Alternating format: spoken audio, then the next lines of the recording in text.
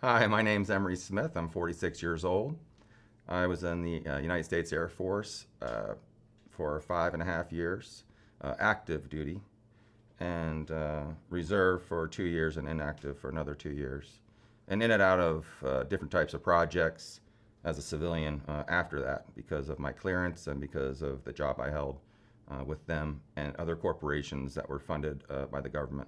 I joined the military when I was 18 years old. I was in auxiliary of the Air Force when I was 13, and also was in Army ROTC before that. Um, I was in the military for about 5.5 years active duty. I did another 2.5 years of reserve, and then another 2 years of inactive. And that's kind of how I got started with the United States Air Force, and also these compartmentalized projects, moonlighting in the evenings while being active duty and working for these underground labs that were owned by major corporations that were renting and leasing places on the base to do this type of work. And a lot of these were, of course, underground facilities. It was mostly tissue specimen examination and dissecting and taking parts of specimens. And I've done over 3,000 different specimens, not whole bodies, but just different parts of body tissues and whatnot to send for testing. They were testing everything. I wasn't really allowed to, in the early years, know anything about what I was dissecting. All I know is I had to go in there, take this part of this tissue, or dissect this nerve, or take this blood sample from this this specimen, and then send it away for testing. The technology I witnessed in the programs that were suppressive, that were suppressed still to this day, are things like anti-gravity, zero-point energy, a lot of 3D holographic imaging. Of course, there's a lot of devices that were reverse engineered by these corporations from government-retrieved downcraft and extraterrestrial DNA, along with hybrid DNA from these specimens that they use to make pharmaceuticals and to make cures with, and things like that. So there's always a positive and negative. They might make a gun with one thing, but the same device is used to kill cancer, on a different wavelength, but the same technology.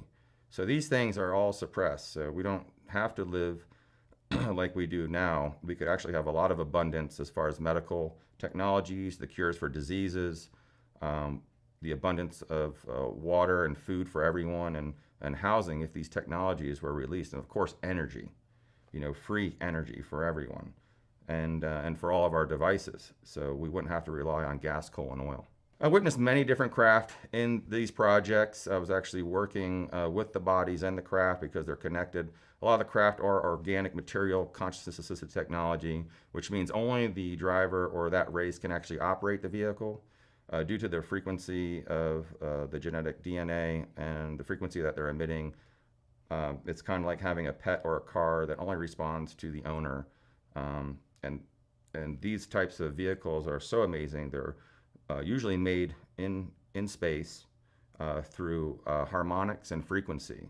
So they can actually give life to a craft and infuse it with artificial intelligence or consciousness, or both, and match it to the driver or the occupants of this vehicle. Some of these craft were many different types of shapes. Of course, there's always the classic spheres, egg shapes, and the disc shapes. But there's also other craft that are interdimensional that can change shape. So they might come in the form of light, and they can manifest and change their atomic structure to become solid. So these types of crafts are a little bit more advanced, than the crafts that we hear about in pop culture, you see on TV and whatnot. These crafts can actually go interdimensional. They can change shape with all the occupants not even knowing it's happening, and then reform again in different worlds and different dimensions and different parts of the universe immediately. So there's not a down lag time, because they have their own atmosphere, they have their own gravity, they have their own little space that they have projected, from this craft that keeps them completely encapsulated with it. And they have already mastered how teletransportation and all these things, so the bodies can shrink with the craft in its own living space. And that's why they can go a million miles an hour and make a right-hand turn, because they don't feel it, because they're in their own, kind of like their own dimensional holographic world, where they have to fall under those scientific algorithms, such as like in the 3D here. As soon as they make themselves 3D, they have to survive in a 3D. So they have to maybe take a step down if they're from the 4D, 5D, 6D. So it's really interesting how these craft that we have had for many, many, many years, some have been there for over 30, 40 years, and some craft are very new. And we get different craft all the time. Like I said, one of them that I explained one time looked like an upside down Jello cake. And it actually, you could touch it and it felt like a memory foam mattress and had a hollow inside. This was about 40 feet in diameter, 50 feet in diameter, and it had like a 10 to 25 foot hollow inside to this, craft. And the craft was not hollow, it was solid. But for some reason, inside this opening, inside the cylindrical opening, were where the beings actually were. And it's open, but when it activates, there's a floor appears and it forms. So, but they don't really use floors, they don't use chairs, they're just kind of there. And it's a very interesting, it's a different thing. It's not like about a lot of buttons, there's no steering wheels or cockpit like everyone thinks there is when you walk in these. They're very seamless, and they give off energy all the time, even when they've been captured and taken down for 30 years. They still emit this amazing energy that they're harvesting from within inner space. It's a really, and that's what they're trying to figure out now, is how to harvest that. And a lot of them have, figured this out, but there's a lot of corporations that are, fighting actually for this technology. But we're way advanced, more than you think, a few thousand years than anyone would think, humans here right now. But that's what's being repressed, this type of technology. Our taxes around the world, from the U.S. government, when they're charging $100 for a hammer, and it only costs them $5 to get. So all this extra money, trillions and trillions of dollars, are going into these black projects to fund them, along with what they're doing in space. As far as working with other humans and extraterrestrials, with trading and whatnot. And I'm not familiar exactly what they're trading, but there is something going on with that. But mostly it comes from here. Extraterrestrials, don't really care about gold or money or cash. So kind of like when you're working in the government and these projects and the military, everything's done by favors, and it is kind of a favor thing, or an even exchange of something for something. Like when I was working with the projects in New Mexico, we stumbled upon something, we couldn't figure it out, whether it was an extraterrestrial device or a craft. So we would call the other bases. We would call over in Australia, we would call, Italy, we would call, England. We would call these places and say, hey, do you have anything like this that you can help us figure out to get to work? Because we come on these, we stumble upon things and we have to stop. And then if we can't figure it out ourselves, we'll start asking around. And for that, we have to give them something they don't know that we have. So it's this exchange and bargaining system of, give me a little information and I'll give you information. Overnight, if we were able to get all these technologies together and give them to the public, it would, end gas, coal, and oil. Because they prove ETs exist. First thing the scientists are going to say, well, how did they get here? They didn't get here in rocket fuel coming from a million light years away. So how did they do it? Well, they're making their own energy. Okay, they're getting the energy from the vacuum of space. It's unlimited energy. It's right here, right now. I can just open it, grab it, and use it with the right technology.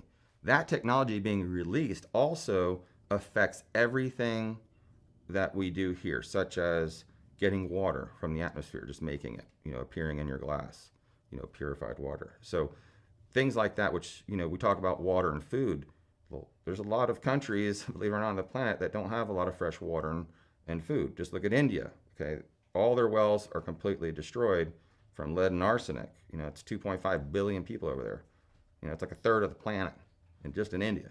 So these people, really need some clean water out there, because the ground's completely destroyed. So the technologies that come with this could clean that up. It could clean up the big mess that's in the Pacific Ocean, all that garbage floating around miles and miles and miles. Fukushima, radiation, this type of technology can also clean that up within a couple of days, and transmute all that negative energy and all that trash. Cancers, disease, all that stuff could be, cured in just a couple of days with a couple of treatments using frequency and light from some of these projects. So life would be a lot easier if we didn't have to work so much to pay our gas, coal, and oil bills, and focus our energies in things we'd like to do, and also expand our consciousness. The people that are keeping these technologies from us are referred to as the Cabal, Majestic 12, the 300 major corporations that run the planet. So these are some of the pop culture terms that people use, to define, well, who's actually, making me, pay taxes, and who's making me, pay my electric bill, and this gas keeps going up and down, and the pricing and prices and stuff of all these negative things that we really don't need. I mean, look at us now. We're still Elon Musk and SpaceX and NASA is still using rocket propelled technology that was probably invented by the Chinese on the first bottle rocket firework. So I mean, we're talking hundreds of years of the same thing, just trying to improve it, make it better, when there's already anti-grav there, but they only use it not for the public. They use it behind the scenes for the secret space programs to advance these secret space programs and keep it from the people of Earth, and keep us stunted down here like slaves. I get the question all the time is, how is humanity going to expose these criminals? And the answer for that is very simple. Humanity won't have to. Gaia, planet Earth, will do it for us. Such as what's going on in Antarctica right now. Huge meltdown. Craft everywhere. Craft are starting to stick out of the ice. It keeps warming. They only got a year left before someone's going to see a craft a couple miles long sitting out of ice. And there's a lot of private satellites out there now. I can order one right now today for under $1 million, just for me, with 4K cameras everywhere. I have these connections, and a lot of other people can get these things. Not that I have one. But what I'm getting at is Gaia is going to be the one. It's not going to be one person. It's going to be a collective of many people from around the world, that whistleblowers and just people of the light, that are going to come forward and share information and put their foot down when things are going to get rough, and keep standing back up after they get hit down, and keep moving forward, because that's the most important thing. And that's how everyone becomes a hero, when people speak out and support people that are speaking out for the world. And once this polar cap melts on both sides a little bit more, and all these civilizations start showing up out of nowhere, the government's going to have to, and the religious community is going to have to answer to these new findings. They're going to have to answer to the stuff that they found underneath the ice in Antarctica. They're going to have to answer to the city that they found under the Giza pyramids. They're going to have to answer to all these amazing things, Atlantis, off the coast of Cuba. And, here it is, these amazing stories, but the media and everything just keeps it hush-hush here. In other countries, it's kind of a little bit easier to talk about these things, and the media kind of now and then reports on it. And then it gets kind of, quieted down. And that's because the media is controlled by the cabal. So once that is severed too, that's going to help humanity feel safer to step forward and to talk, and more whistleblowers will come out. But the government, for the most part, and the military, the U.S. government, U.S. military, are sick of what's going on. 90% of them are just tired of it. And, they have families, and they're sick too. And, a lot of these things are happening with a lot of extortion, a lot of, mind control devices are being implemented in, making people do crazy things. So this is bad, because then it makes it feel like our leaders are not competent. So there's a lot of this going on right now to manipulate us as the normal people down here, separated from political and corporations. And we're just like, what is going on? We have the cures, we have the energy systems, we have all this, but it's not being implemented. It's being hidden, suppressed.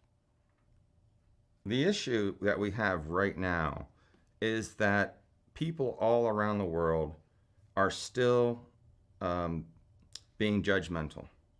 They're not being open-minded enough to say, and some of them can't help it. It's not their fault. Maybe some are getting mind controlled too. But we can't be sitting here, on YouTube, filming, 13-year-olds chopping military soldiers' heads off and celebrating that, because that's a really kind of a low vibe consciousness. So until we learn to grow up, be more mature, make the right decisions, everyone, including myself, that we have to, at that time, then look at it from a conscious perspective as a civilized, opinion or perspective, and say, okay, we're not being like we were, 10, 20, 30 years ago. We're not fighting anymore. We're not chopping each other's heads off. We're not fighting for gas, coal, and oil, And once people come together, and it might take some horrible natural disaster, as President Ronald Reagan once said, how funny it would be if we were attacked by an outside extraterrestrial threat, that all of our indifferences here on the planet would just fade away because we all have to work together against a common threat. I mean, the president said that. So here we are thinking, well, there might be a natural disaster that wipes out half of the, human beings on the planet, or there might be, Gaia might reach out and have a major earthquake and strike back because we're not treating her very well. We have factions and the cabal that has scalar infotmetry that can create huge hurricanes, earthquakes, tidal waves, and whatnot. So you have all these factors here against us. But long as every one person makes a change, for the better, and we start respecting each other, and we don't judge each other based on, our race or gender and religion, that things are going to get a lot better. But until we learn to get along here, the farthest we're going to get with this is just a ride in SpaceX's little first-class shuttle around the planet. So I wouldn't be thinking there's any moon trips anytime soon to go to the Hilton there on the moon yet. I've had many memorable extraterrestrial experiences, too many to count, and there are a few that did stick out, that stuck out in my memories that stay with me for a long time. And one of them was a visitation from some tall whites in a craft.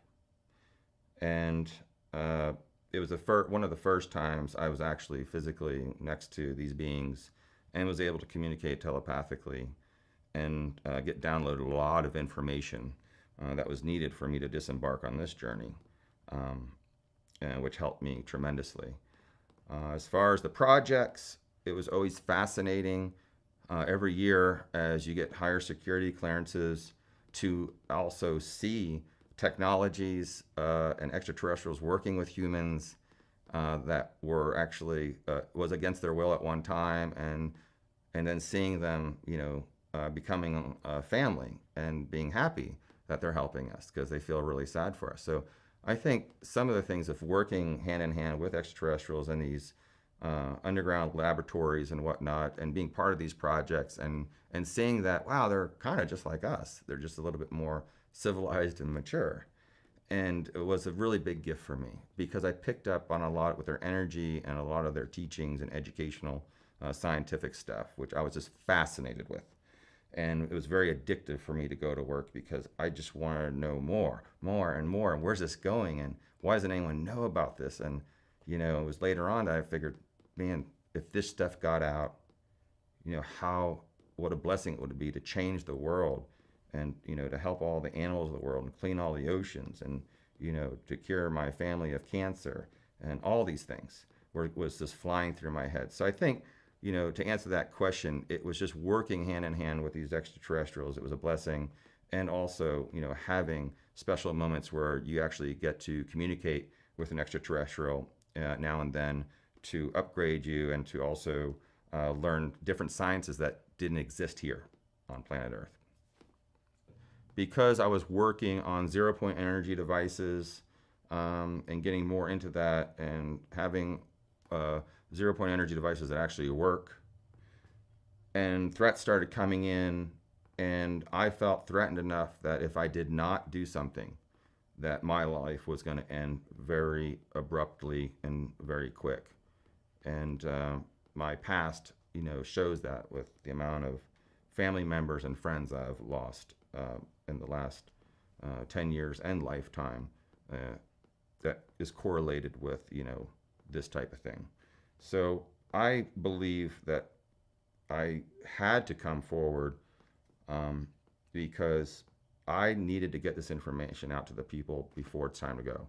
So I'm saying, yeah, it's time to go. Okay, but before I go, let me get something documented, and let's get, all the paperwork in and everything I could possibly have and give it to people like David Wilcock and Gaia TV and other people that are in this, that are working with me, in this fashion to secure it and to investigate it. And to, if something happens to me today, I'm going to be very happy and satisfied, and to know that, I've done my due diligence and I have, I got this out here. Plus, a lot of my non-disclosure agreements just ended, not all of them, and I felt more comfortable talking about these types of things.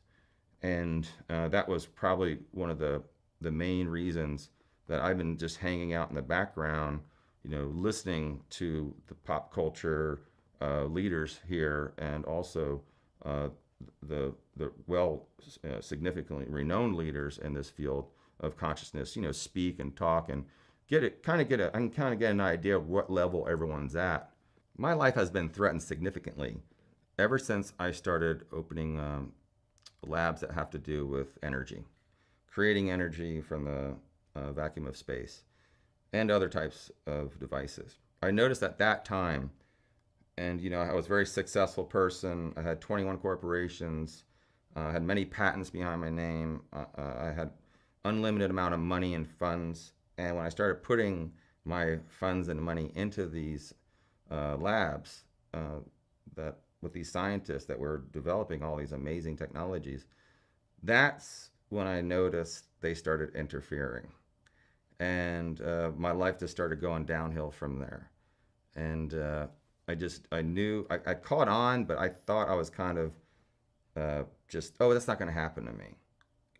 I'm doing this the right way, And the government told me one time, they brought me in, they said, you got to be careful.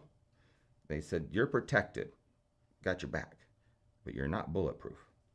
So think about that.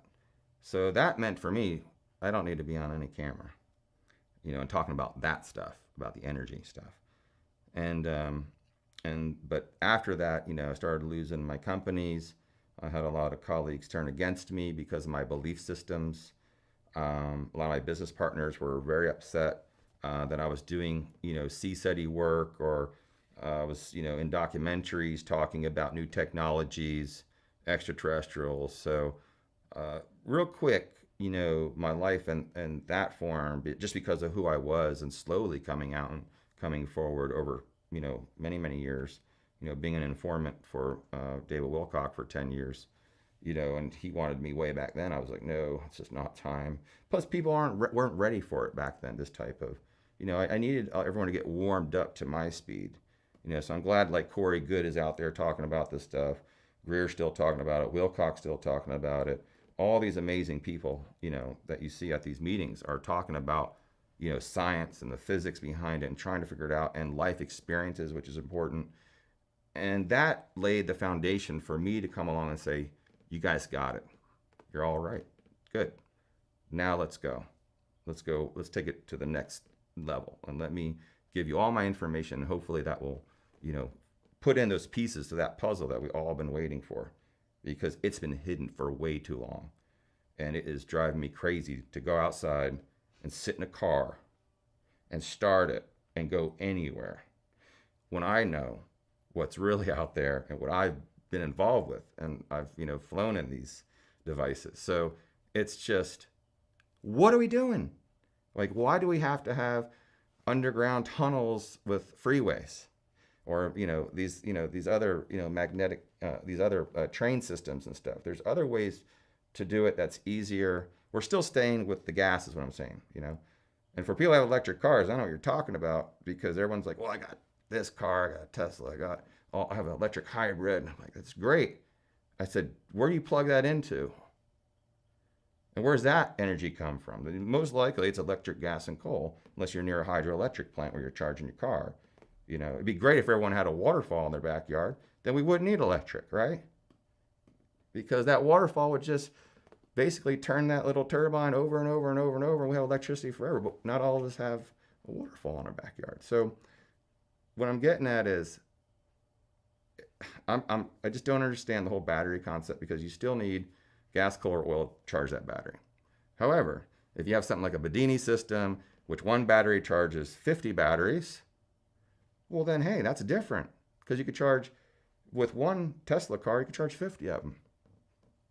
So these are things which make more sense to me, these energetic devices, because any way that you can decrease the use of gas, coal, and oil, which is poisoning the planet, it's poisoning the atmosphere, it's poisoning us and the animals of the planet and the oceans, then it'll clear up. It's going to clear up real quick, this atmosphere, once we stop that.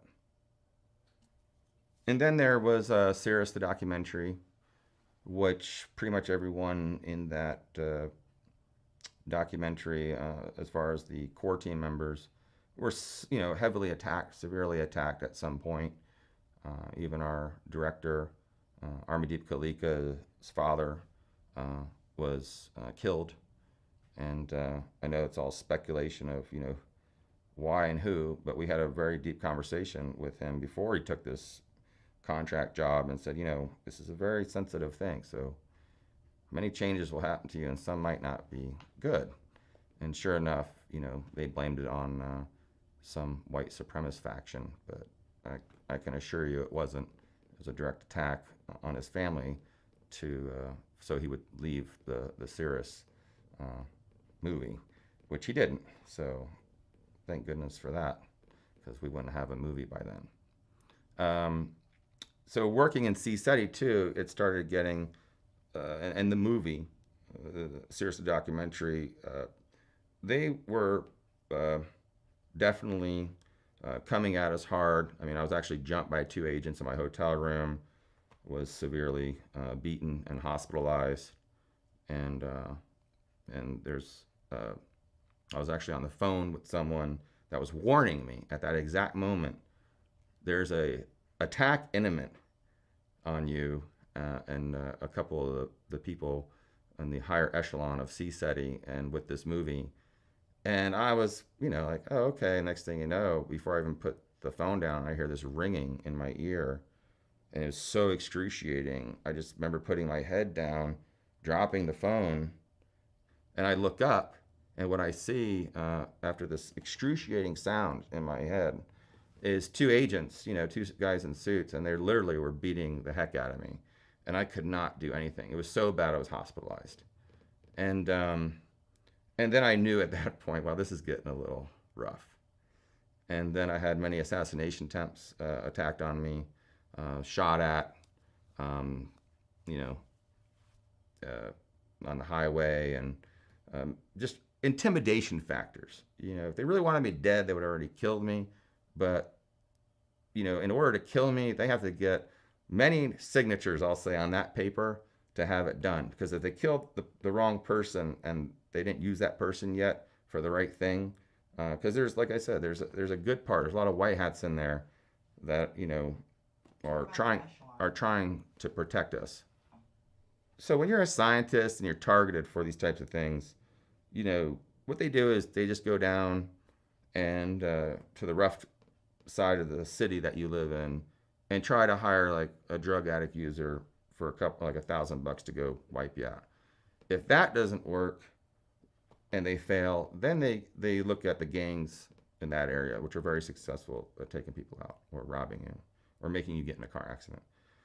And if that doesn't work, then they'll find a hitman in that state that's really good. And if that doesn't work, then they call in the black ops guys that are for that corporation, private ops, you know, that work for private organizations, to come really, you know, make sure that the job's done. Now, if they can't make it look like a suicide or an assassination, then what they'll do is they'll get you in a really nice car accident. And that usually does the job, with also hitting you with electromagnetic pulse weapons to rupture your aorta and your brain and break bones, which they can do from a satellite. And they would just blame it on a car accident, you know. So even though it was a small car accident, like recently, when I was transporting this device from the lab to another part here in California, and you know, we had a guy come across, you know, right across the line. You know, we're in Topanga Canyon. That road is very, very dangerous to begin with. And here is a person coming at me, crossing the line, and I'm looking at him. I'm like, oh, he just came around the turn too fast. He's gonna just correct that, you know, autocorrect that. And I'm like, no, he's not. I had enough time in my head to, like, 3 seconds. And I have a big wall here, you know, rock wall. I can't go anywhere, maybe 3 feet. And then I saw him get directly in my lane and actually accelerate. And then I knew that this was going to hurt. So I just turned a little bit and hit my front corner panel. You know, it was very, very traumatic. It was a tragedy. And you know, maybe he didn't know why he did it. He seemed like he didn't know why he did it. And, you know, they can take over someone and just for a little bit to have them texting on the phone, not paying attention, or maybe have them apply, you know, to the gas pedal a little bit. It's these little things that people think, oh, well, they would just come and take you out. No, they got to make it look natural. You know, the assassination and killing has to be natural or look natural, because they don't want, you know, anyone to say that this was a hit or anything like that. So car accidents are a great way, you know, for that to happen. Luckily, I was being protected and had a great car that was very strong at the time, and it protected me and saved me. So I'm very blessed for that. Had a concussion and some lacerations, and you know, just was very sore for a couple of months, but you know, couldn't really do much. But I bounced back, and everything was fine. Another way that they do is they'll try to make you sick, unhealthy. So you really have to be always healthy. You know, you can't be messing around putting really bad chemicals in your body, because that gives them an opportunity to take advantage of you. You know, you lower your field by putting bad things in your body, then they can just walk in and make you go do something really stupid. You know, lay on some train tracks and you'll just get run over. So you have to be, you know, really aware. And I got to the point where it was like, it was just too much. I had 3 different people following me, surveillancing me, 3 different organizations, and it was just getting old, all because of, you know, they didn't want me to come out about big pharma. They didn't want me to come out about extraterrestrials. They didn't want me to come out about technology, because a lot of people out there that are coming forward, there's not too much background to them. You know, me, you know, I'm well established, have all my government papers, all my military papers. You know, everyone knows I'm credentialed to the max, overqualified for a lot of these facilities, which I recently, a few years ago, was going back and forth, reapplying to see, you know, what was going on with that. So, you know, I think me coming forward is going to bring a lot of really wonderfully educated, very well respected doctors and military personnel out, and that's another reason I came forward, is to initiate that and to show people, hey, you know, it's not as bad as it seems, but it's all the way you look at it and how far you want to go with it. And a lot of the people that I know are already in their 70s and 80s, you know, the people I worked with and worked under, and they're coming forward. So, you know, this is a new thing. I mean, it's not on film yet. So we have multiple whistleblowers now that I've worked with that do want to come forward now since I came forward. And they, you know, are making special arrangements right now for their life and for their family, because that's how serious it is. They're actually preparing certain ways they're going to live, and, you know, how they're going to protect themselves just in case someone doesn't approve of them coming out. But the thing is, they're having the integrity and the love to come forward like I have, and just give it to the people. And I thought the people weren't really going to be ready, for this. But since they've been prepped, all the way up into this with all these fascinating speakers, like Wilcock and Good, that they're ready. And I can't believe, when I look at my Facebook, all the responses and all the questions are so intelligent.